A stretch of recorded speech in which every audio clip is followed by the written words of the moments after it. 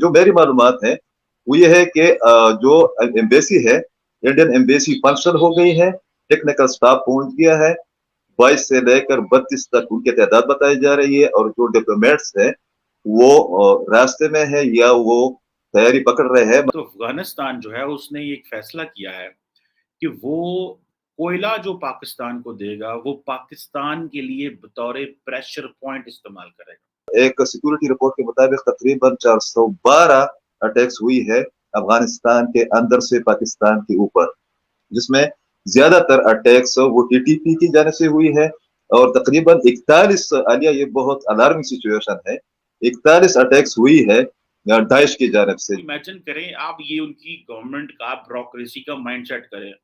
बात उन्होंने सही की है, लेकिन it is about a mindset. उन्होंने कहा जी हमारे लिए पाकिस्तान जो है ना और उसकी जरूरियात इंपॉर्टेंट नहीं है। ये कहना कि नहीं ये हम आपके लिए नहीं है, तो हम चाइना के लिए कर रहे हैं, तो क्या पता कब मूड चेंज हो जाए और पाकिस्तान की तरफ रुख हो जाए। मैं नहीं बचता, मैंने कोई हिस्सा नहीं लिया, मगर आई न्यू।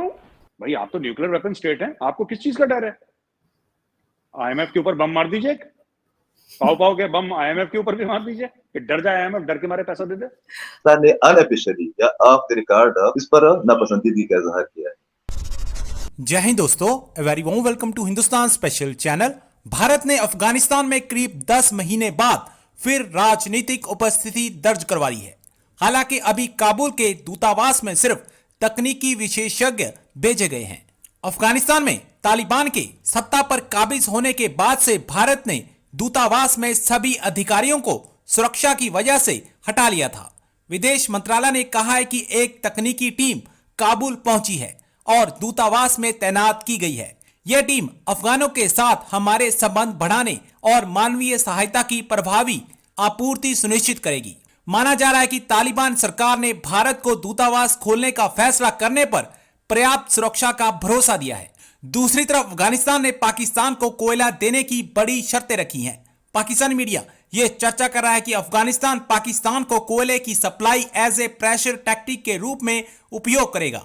इससे अफगानिस्तान का पाकिस्तान पर दबाव बढ़ेगा।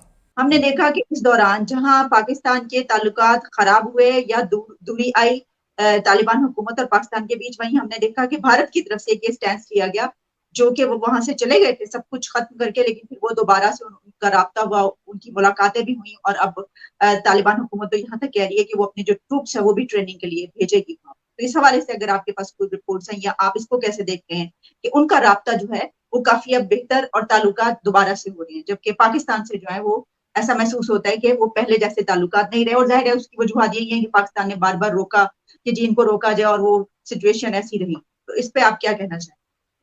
बिल्कुल, पहली बात तो यह है आलिया, ये बहुत अहम पॉइंट है कि पाकिस्तानी हुकूमत या पाकिस्तानी रियासत और अफगान तालिबान के दरमियान उस तरह का रोमांस नहीं है जिस तरह हमारे मीडिया के बाज लोग कह रहे। देखे, वो एक हाथी की शक्ल में बनकर नेटो को बकौल उनके या उनके नजरिए के या अमेरिका जैसे सुपर पावर को 20 साल तक उनके साथ लड़कर वो अफगानिस्तान में बरसर इक़्तिदार आए हैं, तो उनका रोमांस पाकिस्तान के साथ नहीं है। जो मेरी मालूमात है वो ये है कि जो एम्बेसी है, इंडियन एम्बेसी फंक्शनल हो गई है, टेक्निकल स्टाफ पहुंच गया है, 22 से लेकर 32 तक उनकी तादाद बताई जा रही है, और जो डिप्लोमेट्स है वो रास्ते में है या वो तैयारी पकड़ रहे हैं। मगर एक नुकता वो ये है कि पाकिस्तान ने अनऑफिशियली या ऑफ द रिकॉर्ड इस वाली हरकत पर, जो कि मीटिंग्स हुई है अफगान हुकाम और इंडियन ऑफिशियल के दरमियान, या जो रब्ताकारी हुई है या वहां पर एम्बेसी फाल हो रही है, इस पर नापसंदीदगी का इजहार किया है।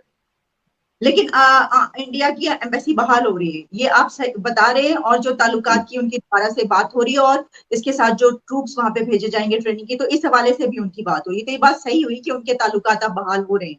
और आपने टेक्निकल स्टाफ पहुंच गया है। 3-4 दिन हो गए कि इंडियन एम्बेसी में टेक्निकल स्टाफ ने टेक ओवर किया है, वो लोग पहुंच गए हैं। सिर्फ सफीर का या बाकी जो अताशीज वगैरह होते हैं उनका आना बाकी है। बाकी टेक्निकल स्टाफ ने अपना काम शुरू कर दिया है, और पाकिस्तान ने इस पर नापसंदीदगी का इजहार किया है।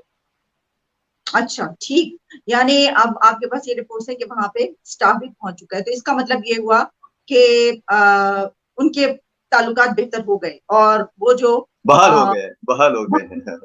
नहीं, बहाल नहीं हुए। अगर हम सिर्फ बहाल की बात करें, क्योंकि उसमें तो पहली मर्तबा ये भी होगा कि उन्होंने कहा कि ट्रूप्स तो अफगान हुकूमत की तरफ से खुद ट्रूप्स की बात की गई ट्रेनिंग के लिए जाने के लिए, तो ये तो मजीद गहरे होंगे ना।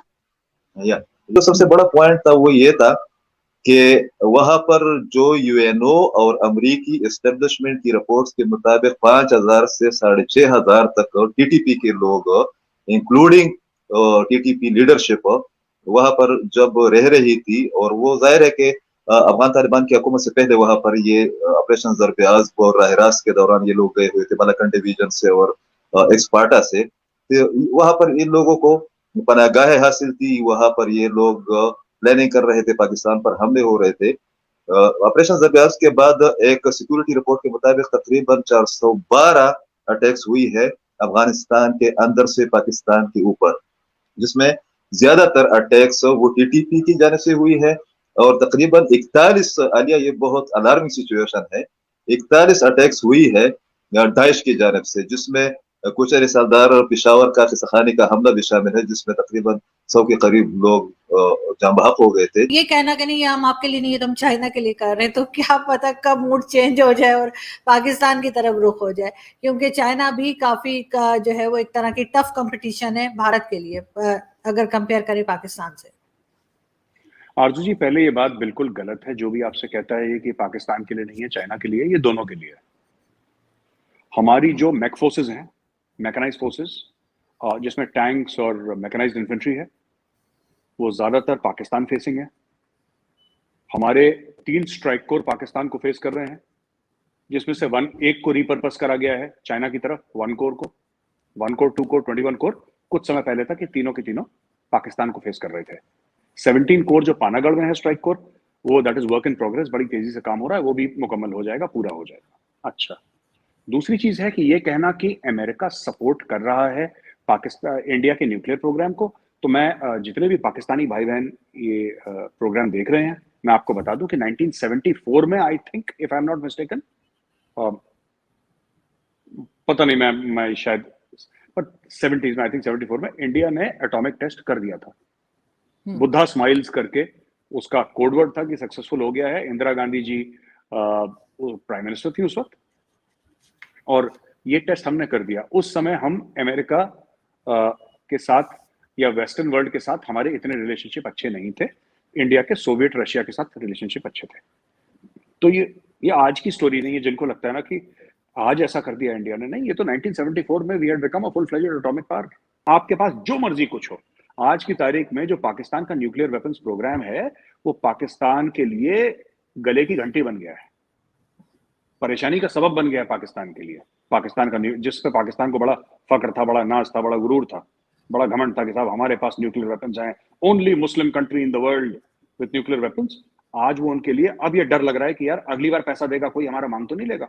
पाकिस्तान में बात नहीं चलती अक्सर कि अब IMF कोई, हाँ, क्यों ये डर क्यों है भाई? आप तो न्यूक्लियर वेपन स्टेट हैं, आपको किस चीज का डर है? IMF के ऊपर बम मार दीजिए, पाव के बम IMF के ऊपर भी मार दीजिए कि डर जाए IMF, डर के मारे पैसा दे दे।